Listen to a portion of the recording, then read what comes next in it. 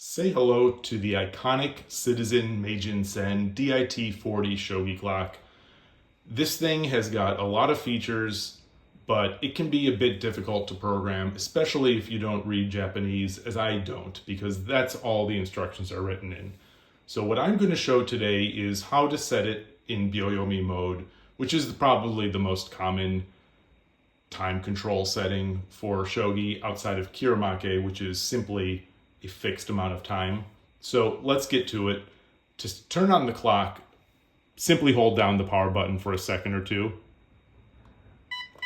It's just going to pop up, and you'll see here there is a mode. This is the first mode. There are 5 modes on this clock. The Byoyomi mode is mode 2. So you start up, you're in a time control, nothing is flashing. First thing you do is press the time button. That will enable editing the time control, but we're still in the first mode. So let's press it again. We'll get into the second mode. You can see that by default, 30 minutes with 30-second Byoyomi and 3 periods is the setting. So we are going to change all of that right now. With this knob, I am just going to push in the knob to bypass the hour count. So we're into the minutes, and I'm going to scroll it, just wrap it around here, go back. I'll set 1540 or 1560 as a time control here. So 15 minutes, press it in. Now we set the Byoyomi. Let's go all the way up. So it's a little finicky with this scroll wheel, but we'll get there. Try to get it just one touch. Okay, 60, done with that. And now the number of periods, the number of Byoyomi periods. So if you play Go, you may be more familiar with having multiple Byoyomi periods. In Shogi, for the most part, at least as far as I've ever seen, it's 1 period. Press it, and we're done.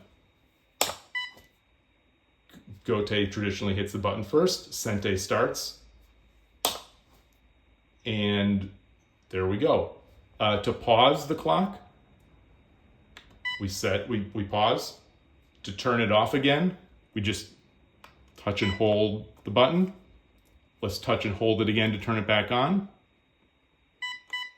And it will remember the last setting you used. It doesn't remember your time controls as you flip through modes. So if you leave this in your bag, you leave it on, or it turns on, it gets pressed, and the time button gets pressed and it starts switching through modes, you're basically out of luck. You're gonna have to enter the time controls again. But anyway, that's that. The other thing that this clock is sort of famous for is having the ability to have spoken countdowns or count ups. So let's set that. When you are at a non-flashing edit screen, so we're at the time control, the time is not running, it's not flashing because we're not in the edit mode, which we would do by pressing time once. Press the lang/vowel button. There we are. Hello. Just scrolling this. You could tell that it's green, so it's leaving it. So we have the beep, which was set at Chinese, Korean, Hello. English, Konnichiwa. and Japanese. Press to accept, and now the other side. Ni hao. 안녕하세요. Hello. Konnichiwa. Press to accept, and now the volume. You heard ni, which is 2. That's what you could see the 2 volume buttons. 3, 2, 1, 2. 2 is usually good. Accept that, and we're set. So now let's start the game again. よろしくお願いします。 And that's it. 中断します。 Pause it.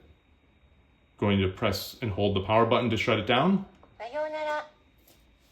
I hope that's been helpful.